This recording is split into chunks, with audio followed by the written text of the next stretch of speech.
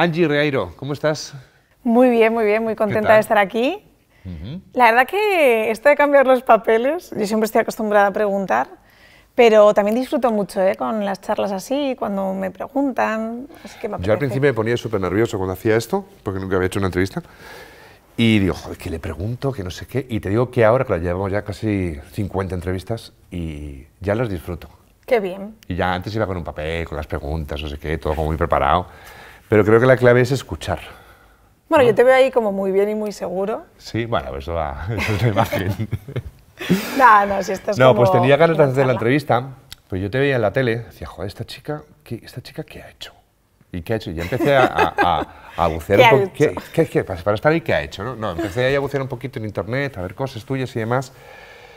Primero, creo que tienes un pasado muy chulo, que te lo has currado mucho, y me llamó mucho la atención, te vas a reír, cuando entré en tu web, tu correo electrónico empieza por yo periodista.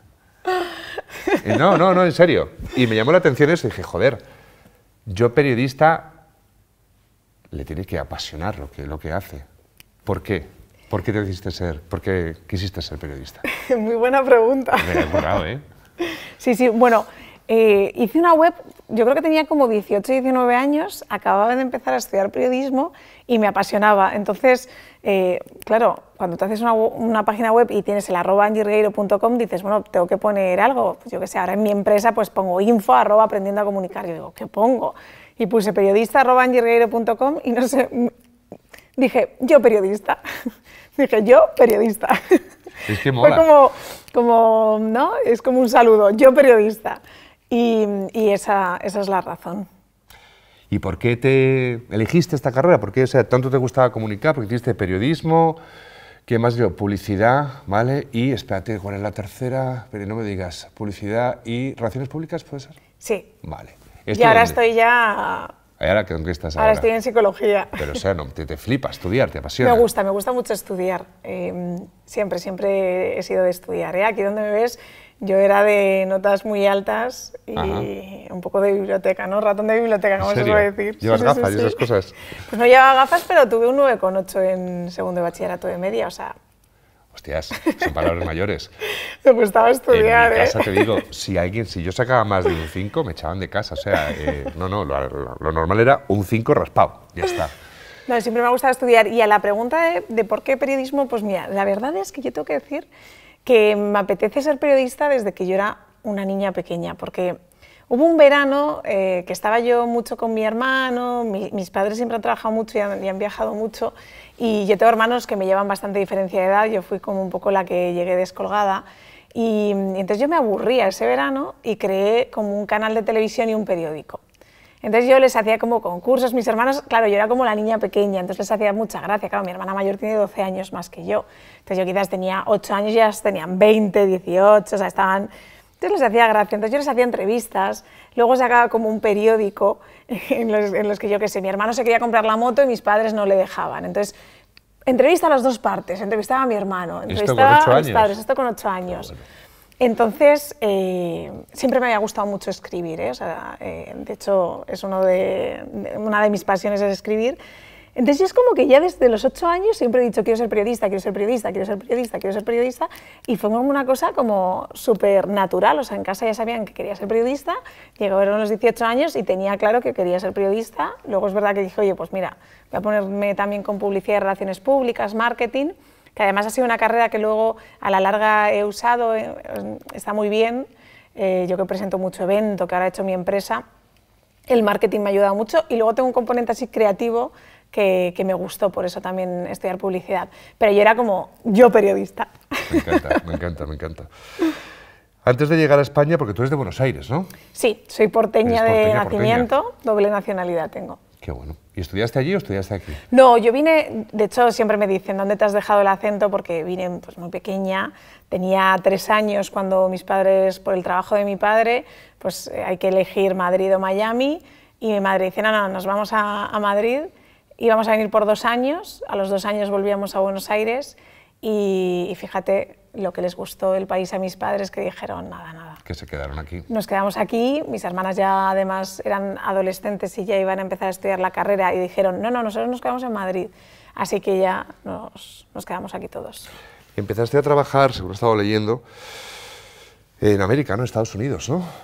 Sí, la verdad es que yo siempre digo que un poco, ¿no? Comencé la casa por el tejado porque había hecho algunas prácticas, pero yo siempre he sido como con objetivos claros y cuando empecé en la universidad había una beca para Atlanta y yo sabía que en Atlanta estaba la sede de CNN y yo dije, yo tengo que trabajar en CNN. Entonces, todos los años, los 3 primeros cursos de la universidad, me centré en sacar notas súper altas, porque claro, había solo una plaza y para ir a Estados Unidos, a Atlanta, o sea, había solo 3 plazas para Estados Unidos, una Atlanta, otra Carolina del Sur y otra en California, entonces yo, claro, tenía que conseguir una de ellas.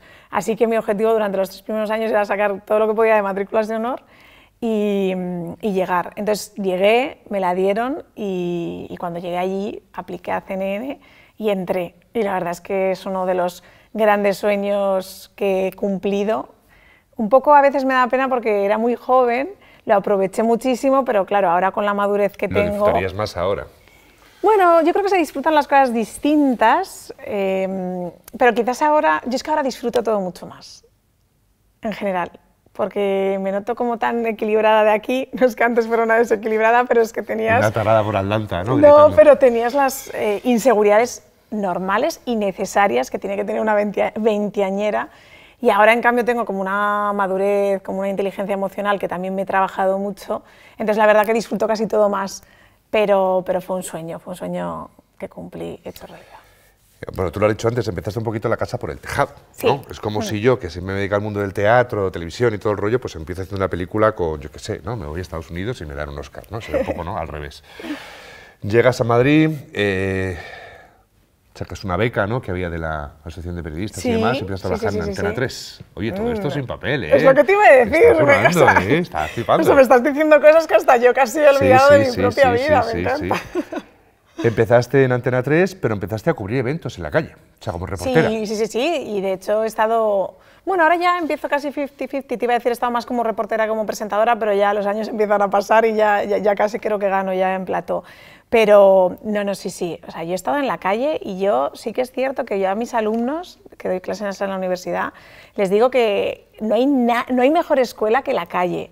Yo he estado cubriendo todo tipo de eventos sociales, culturales y sobre todo la mayor parte de años en reporterismo en Antena 3 lo he hecho de política.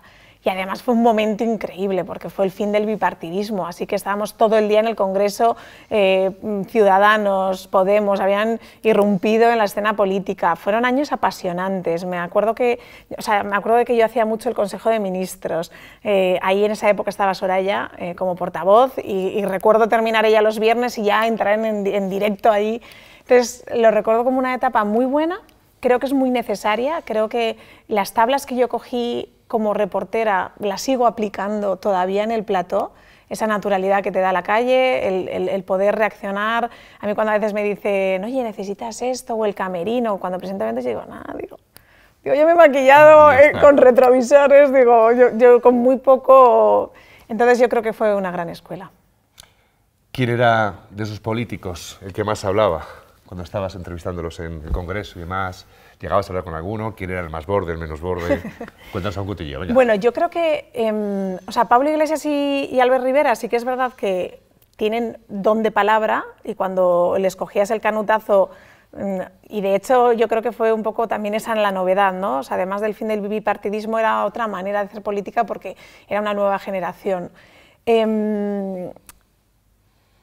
Yo creo que los periodistas en las distancias cortas tenemos esa gran suerte de ver más a la persona. Sí. Y quitando elementos políticos, por ejemplo, a mí me llamó la atención la educación que tenía tanto Rajoy y Zapatero con los periodistas, ¿no? Eso sí que me llama la atención y fíjate, son 2 partidos distintos para que veas que no es que sea por afinidad política.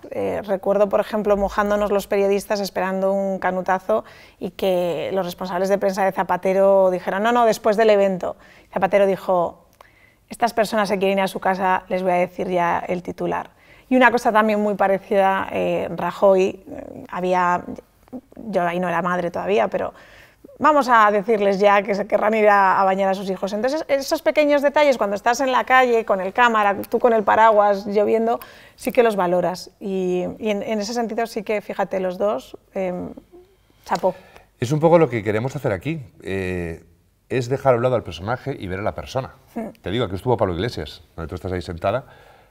Te digo, pues a lo mejor yo no comulgo con su ideología política, pero el momento que dejas al personaje y hablas con la persona, es un tío con el que sí me iría a tomar una caña. Claro. Y lo digo así abiertamente. Entonces, es un poco esto, que la gente a lo mejor os tiene un poco idolatrados, os ve en televisión, os ve no sé qué, pero creo que la gente tiene que darse cuenta que sois normales, o sea, que si os pinchas sangráis, que si tenéis sueño tenéis que dormir, si bueno, yo sobre todo, además, vamos, es que... Más cositas. Vale, te pones luego a presentar informativos por la mañana, te levantas a las 3 de la mañana, que es una cosa que me llama mucho la atención. A las 3 entraba. 3 entrabas. 2 y media me levantaba. No te acostabas, entonces directamente. Fueron años muy duros. ¿Cómo es eso de tener que ponerte delante de una cámara y soltar las noticias? ¿Cómo es eso? ¿Cómo es la vida de un? Porque claro, yo me hice en un presentador informativo, sí me imagino a alguien que va muy arreglado de cintura para arriba y que va en bañador por debajo, ¿no? Sí me imagino eso. ¿Cómo es la vida de un presentador de informativos? Bueno, en Antena 3, como se nos ve de cuerpo entero, tenemos que ir arreglados siempre, pero te diré que cuando grabo ciertas publicidades que solo se me ve de aquí, el otro día Matías Prats me sacaba fotos, me decía, esto es historia de la televisión, se me veía a mí con el súper vestidazo y con las Converse. Digo, tal cual, yo siempre estoy en Converse, menos cuando tengo que subirme ya al plató, que ya me subo a los tacones. Bueno, fueron años, esos de las 2 y media de la mañana, durillos, porque ibas al contrario del mundo, tu cuerpo lo nota. Trataba de acostarme a las 9, 9 y media de la noche, y aún así, pues rascaba 5 horas y además 5 horas mal dormidas. Pero bueno, también fueron años pues, apasionantes, nos poníamos 3 horas, era el primer informativo de la jornada, antes de Espejo Público, y mucha gente me decía, desayuno contigo, y eso me encantaba. Lo que pasa que era un horario duro y creo que en un momento para mí fue incompatible, sobre todo cuando me quedé embarazada. Lo mantuve, recuerdo un tripón así presentando el informativo. Yo estaba embarazada de 7 meses y medio y tuve un pequeño susto ya, claro, es que levantarse tan pronto. Yo además tenía un barrigón, mi hijo pesó 4 kilos 200, así te puedes imaginar la tripa que tenía. Y sí que tuve un pequeño susto después de un informativo que me empezaron a dar contracciones. Llegué como pude al final del informativo, ya estaba hasta prevenida la presentadora de deportes para si no seguir ella, y me fui directamente ya me tenían un preparado, la verdad, Antena 3 genial, un taxi y una persona para acompañarme para irme a Urgencias de La Paz, que era el más cercano. Y recuerdo que el taxista me dice, ¿tú eres Angie, no? Y digo yo, sí. Me escucha hablar con mi madre, que le digo, mamá, es que no sé, yo no sé si me estoy poniendo de parto, pero estoy solo de 7 meses y medio, pero tengo contracciones de parto. Cuelgo a mi madre, yo asustadísima, llamo al padre de mi hijo, tienes que venir, tal. Y se gira el taxista y dice, mi mujer y yo desayunamos contigo y siempre decimos que estás apurando demasiado, pero qué necesidad. Y yo ahí sintiéndome súper culpable de tal, y además el taxista ya como diciéndome eso, y yo, ya. Y ya ahí fue como un poco un antes y un después. No volví al informativo, ya volví después de mi baja de maternidad, fue la pandemia y aguanté muy poquito y ya tuve que pedir el cambio por un tema ya logístico. Normal, y familiar y también un poco de salud, te diré que el cuerpo se resiente a esas horas. Otra pregunta, ¿por qué la misma noticia suena totalmente distinta en función del informativo en la que se vea? ¿Por qué? Aquí voy a permitir que te mojes un poco. ¿Por qué la misma noticia, por ejemplo, se dice en Telecinco, se dice en Antena 3, o se dice en La 1 o en La Sexta, siendo la misma noticia, el enfoque es totalmente distinto? ¿Crees que están tan politizadas las cadenas? Pues fíjate, no por barrer para casa, pero considero que Antena 3 mantenemos una buena imparcialidad. Creo que el informativo de Vicente Vallés, de mi compañero y amigo, al que admiro, al que quiero, es una joya. Y yo creo que además es que Vicente te explica la noticia poniéndote los ejemplos de aquí han dicho esto, pero es que hace 6 meses decían esto. O sea, que te enseña el dato, no solo te da el titular como nos convenga. Creo que es un poco un problema, lógicamente, de nuestro país. ¿Están las cosas politizadas? Todos sabemos que sí, Pero fíjate, no es por barrer para casa, creo que en Antena 3 hacemos un informativo imparcial y además poniendo ejemplos que apoyen esa imparcialidad. Luego también es que, y aquí ya me voy ya no como periodista, sino como estudiante de psicología que soy y como coach, que al final es un poco imposible. Al final todas las personas tenemos sesgo, es que es normal y aunque yo soy una persona muy de centro y que me gusta ser abierta y tengo apertura de mente, pero es que es inevitable porque todo lo que te va a ti pasando en tu vida lo vas acumulando. Sí, claro. Entonces es complicado lo que tú dices, ¿no? Separar el personaje a la persona. Aquí viene Angie, yo es verdad que no tengo mucho personaje, ¿eh? Yo siempre digo que yo lo que se ve en televisión soy como soy, ¿no? Y por eso trato de ser lo más natural posible porque así soy. Pero a veces es imposible. Entonces, bueno, yo creo que es muy difícil también ser 100% objetivo. De hecho, en la carrera siempre te dicen es imposible la objetividad 100%. Lo que hay que intentar es llegar a la veracidad y poniendo ejemplos que apoyen el titular que estás dando, pero ser objetivo es imposible porque nadie es objetivo. Hablando de la carrera, yo estudié una cosa muy distinta a la tuya. Yo estudié arte dramático, la carrera superior de arte dramático. Apasionante. Sí, bueno, apasionante, sí, la verdad que sí, muy chulo. Sí. Pero sí notaba que había un exceso de teoría y faltaba práctica. Yo no sé si en la Universidad de Periodismo pasa un poco lo mismo, o sea, hay mucha teoría, pero a lo mejor también falta esa parte práctica, porque es una pena que la práctica se aprenda en el trabajo, no que se haga ya con cierta formación y preparación en todos los aspectos de una carrera. Es por eso que has creado y diriges el primer máster de televisión en la Francisco de Vitoria. Sí. Toma, he estudiado, ¿eh? ¿Es por eso? Sí, no solo has estudiado, sino que también sal de mi mente. Totalmente. Sí, verdad.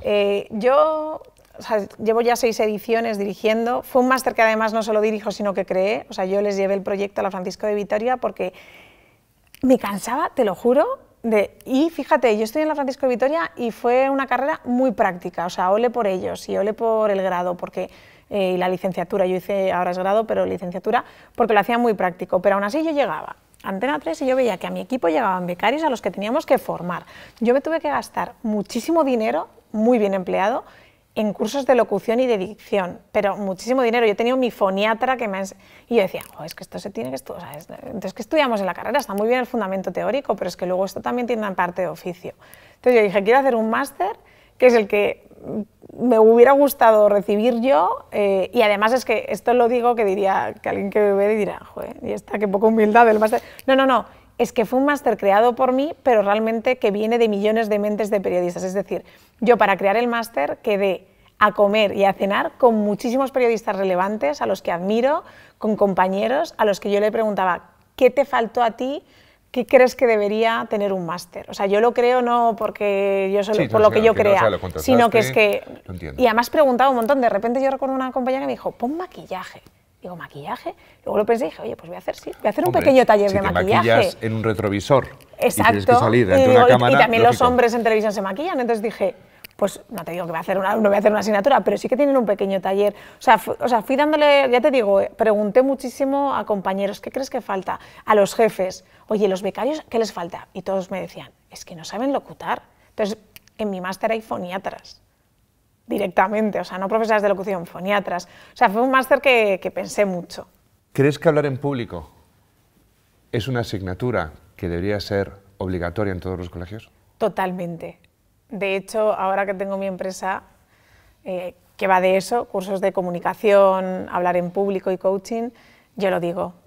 Y de hecho, ese año que yo estudié en Estados Unidos me abrió mucho la mente. Allí yo tenía asignatura de teatro, de hablar en público, es básico. Creo que las nuevas generaciones están mejor que nosotros, ¿eh? Yo que veo y que también doy clases en el grado, las nuevas tecnologías, esto de que la gente ahora ya se hace un selfie o habla a cámara, la gente está con menos miedo, pero totalmente. Es que además hablar en público es que lo utilizamos para todos. Yo hago formaciones de comunicación, que la gente piensa aprendiendo a comunicar, que para periodistas, para portavoces, hago para abogados, para médicos, o sea, para farmacéuticos, o sea, de todo. Si es que hablar en público, si es que todo el rato estamos hablando.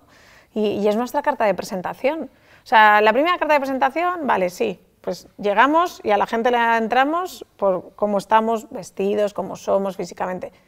Pero eso se diluye en el segundo en el que abres la boca. Entonces yo creo que es fundamental. Totalmente. Otra preguntita.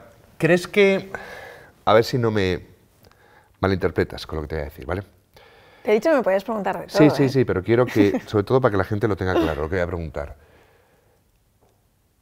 Has entrado en una carrera, en una profesión, Sí. que hace años, pues tienes 30 y pocos años, tampoco eres mayor, era una profesión muy de hombres. Muy de hombres.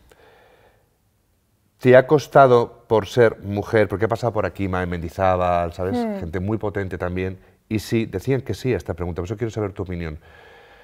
¿Te ha costado esforzarte el doble para que vean que realmente no solamente es una chica guapa, sino que es una chica muy, muy, muy preparada?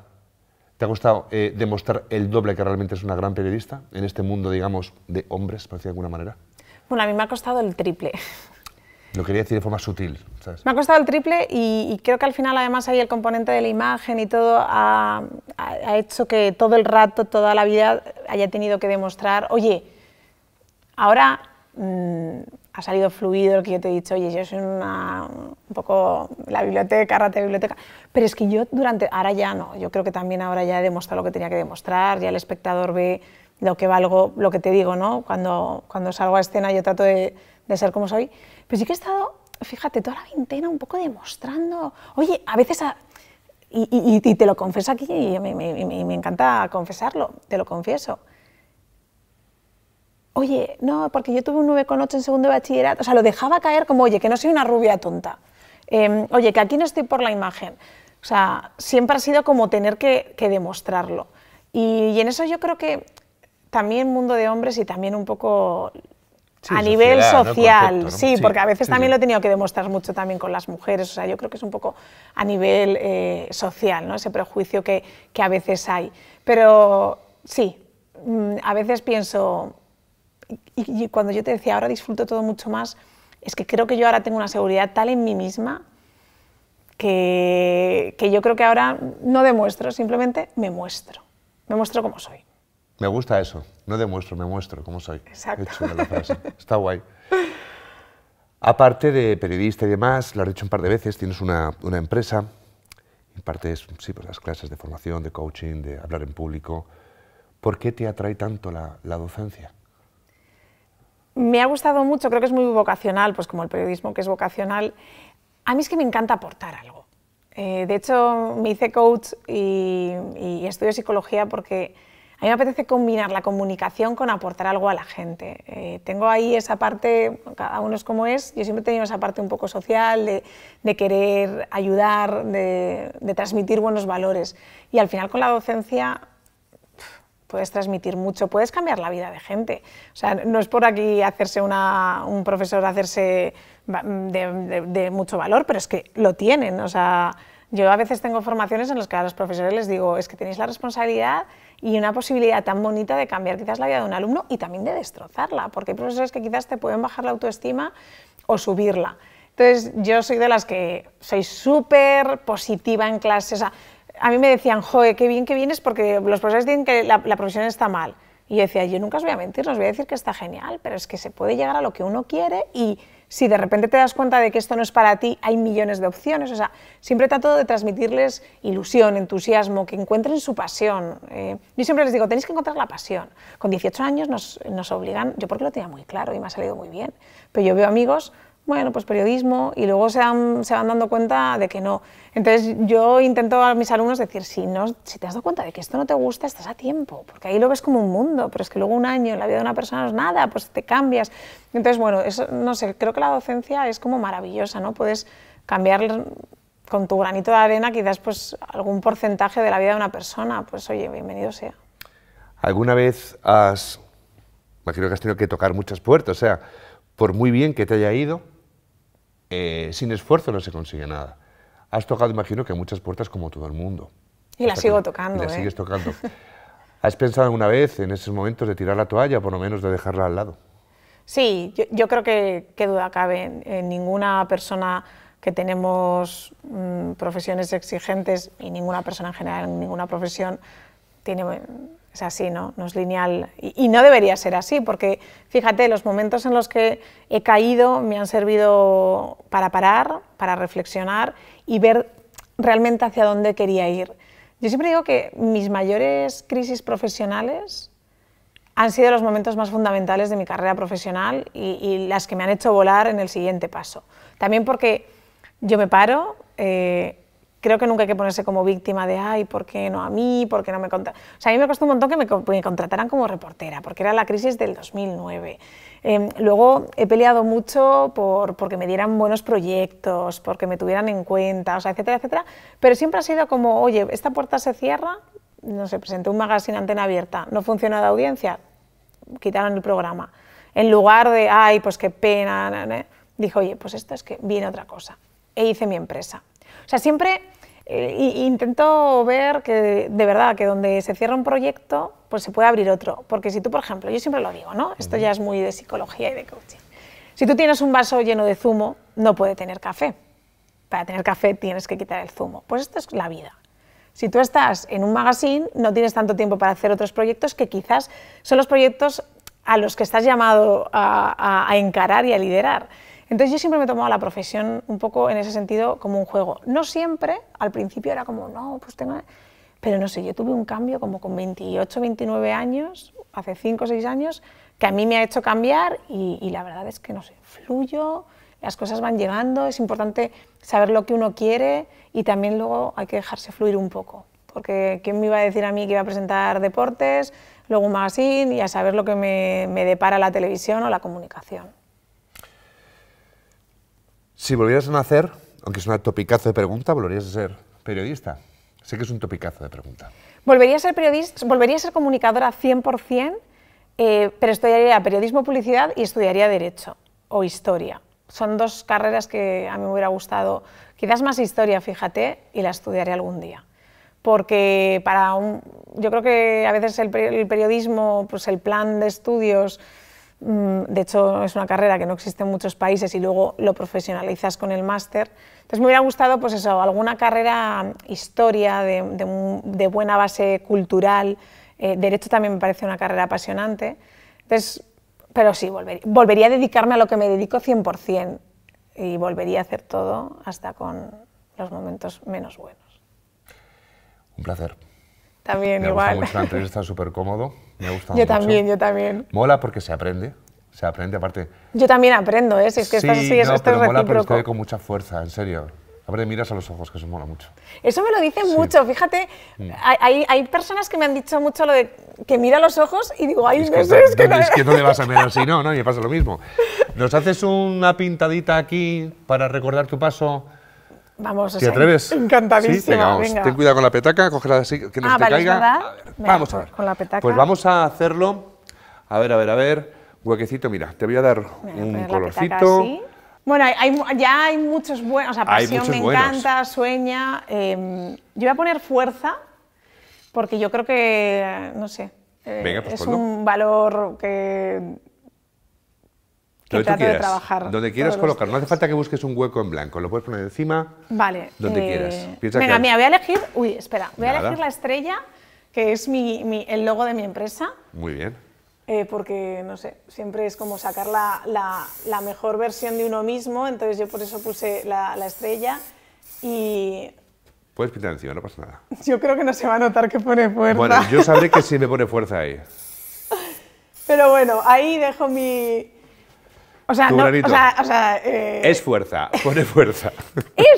Hay que tener imaginación, pero pone fuerza. Pero yo sé bueno, que sí me pondrá fuerza. A mí me gusta mucho tener esa fuerza, ¿no? y poder transmitirla. También Pasión me hubiera gustado también, o sea que aquí mi granito y ha sido un... Angie, pues un placer tenerte aquí, de verdad que guay, gracias, vale, he aprendido muchísimo.